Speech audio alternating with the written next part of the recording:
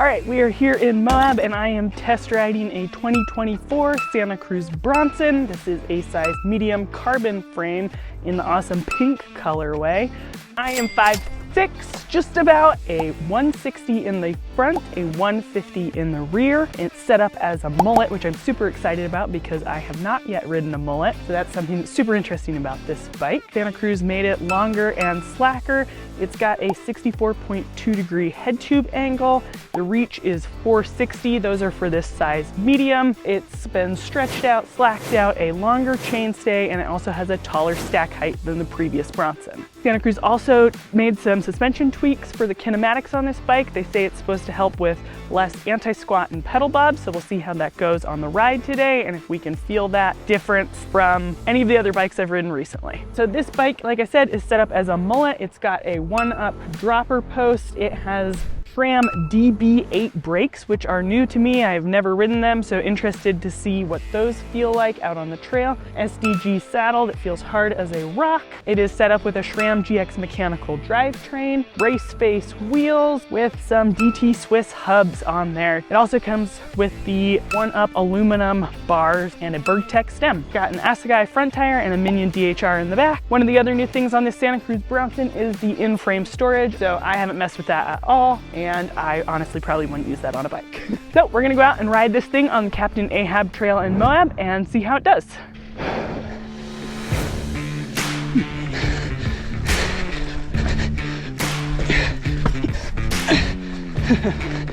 A little slip there.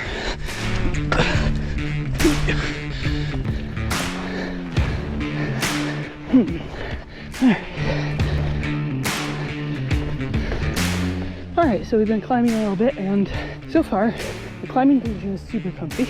I like it a lot. I feel like it's super easy to lift the front wheel and get the bike up and over stuff. I have noticed the rear tire slipped out a couple times. Could be because of the mullet, could just be poor line choice. We'll see how that goes. Feels really efficient when pedaling. Not a lot of bob, just a really nice platform for pedaling. And so far, those are the uphill notes. And I am breathing hard. Ooh-wee.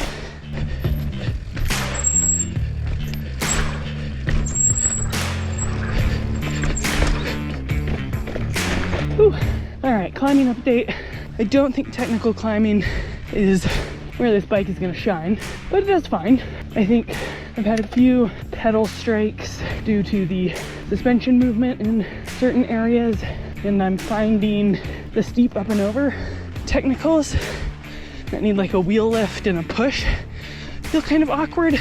I don't know if it's just how I'm trying to use the suspension or what, but it feels like the suspension kind of is working against me at times in those moves. The feeling I was having was when I approached square edges on this bike, the suspension really dove in and made it hard to get up and over the rocks. It goes super fine on straightforward steep stuff. Right there, I hit my pedal coming up and over that. But I'm learning this gnarly stuff is where the bike really shines. Although it may not look like it, this next section was actually quite scary, and this bike handled it without breaking a sweat. Ooh. Felt pretty good. It's getting used to these brakes too. Downhill I haven't been using much, so very different from my TRPs. They're the DB8s. They're pretty nice, all things considered. Indecisive.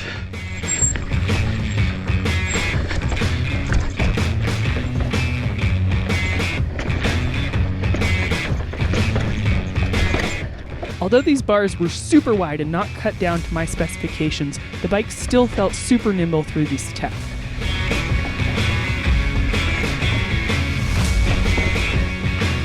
Handles all that really well and nicely. Feels super confident and secure in the chunk and in the landings. Not squirrely at all. Some of this actually felt like I was having to work harder because of the bike suspension. And the bars just barely fit through these narrow rocks. Again, this is a section where the bike suspension felt like it was working against me and not with me.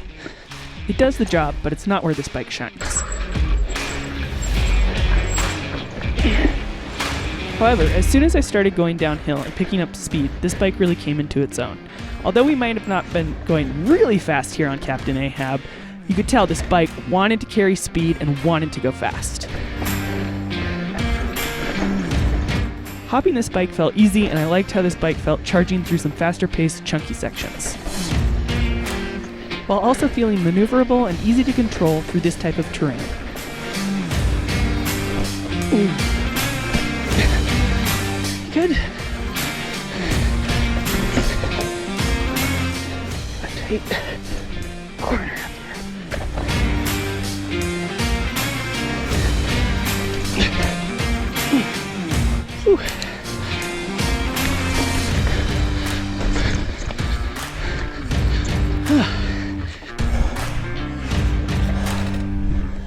Nice.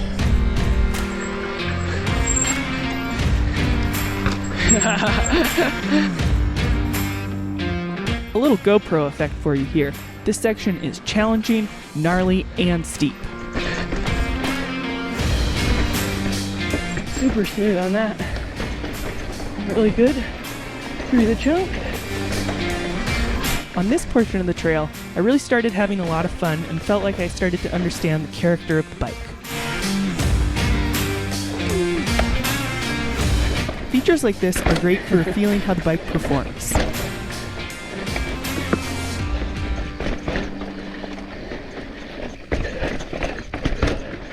Feels really, really great on that style of down. It also feels like I wish I could ride this on a trail that wanted to be fast. A little bit faster than this, at least. Feels like it wants to go fast and dig into some corners, which I don't really have this here. Here I was able to find some flow and pump the bike a bit.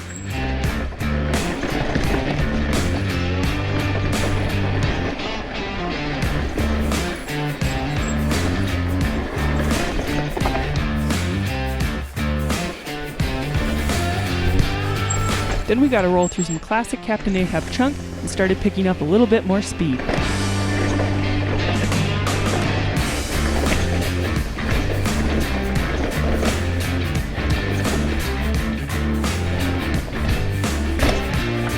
Easy to get in the air. Not many options to jump on this trail, but that felt like a pretty nimble bike.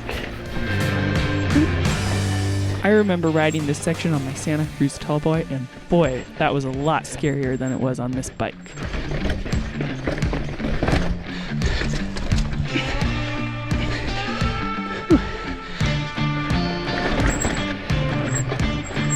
In the corners and down chunky rocks, the Bronson really felt like it stayed true to its line.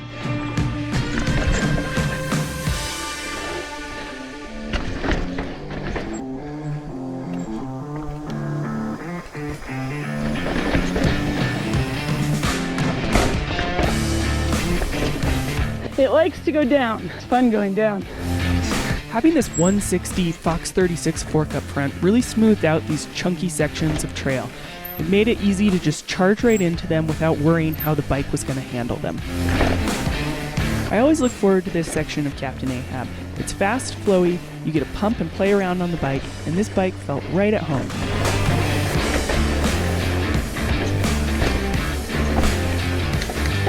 Uh-oh. Even though some of these technical uphills still felt like a struggle, it was pretty cool on this bike because I was able to clear this feature that I hadn't gotten before.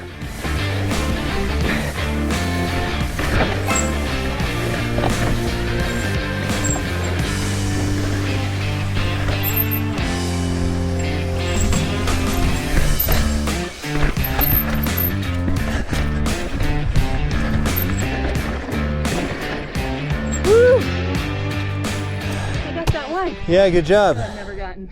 All right, guys, we just finished up riding Captain Ahab Trail here in Moab, and a couple of thoughts on this 2024 Santa Cruz Bronson. First and foremost, I do not think that this bike was built for desert riding. The technical uphills were probably where this bike was not the best. In my opinion, I feel like getting it up and over some of the larger technical features, it did lose some traction in the back with that mullet rear wheel.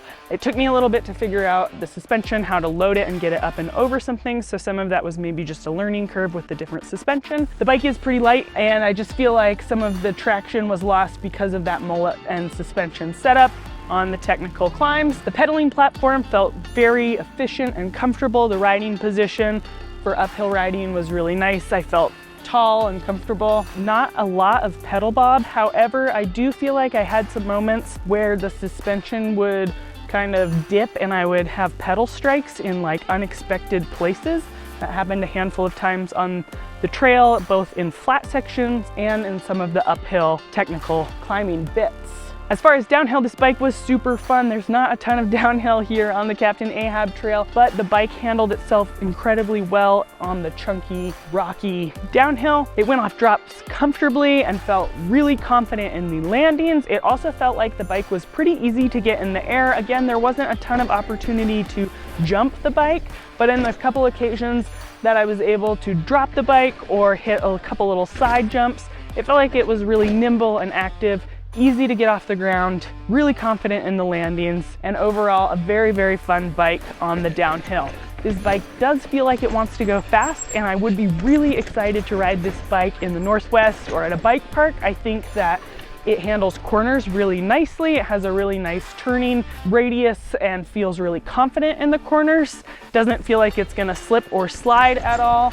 And having that mullet in the rear, I got to notice it a couple times on some of the downhill areas, but again, testing this bike in a different area I think would really make it shine. This is a medium Santa Cruz Bronson. I am 5'6", just about, and I'm kind of right in between a small and a medium. I chose the medium today and it felt like it was the right fit. It did not feel too long or large underneath me. I didn't feel like I was super stretched out, and it honestly felt pretty similar to my small Evil Reckoning as far as just like the cockpit feel and overall bike underneath me feel for sizing. All right, so I normally ride an Evil Reckoning, and I feel like my Reckoning feels a little bit more planted. This bike feels like it's a little bit less cushy, easier to maneuver through some of the corners, and maybe likes to carry a little bit more speed than the Evil Reckoning.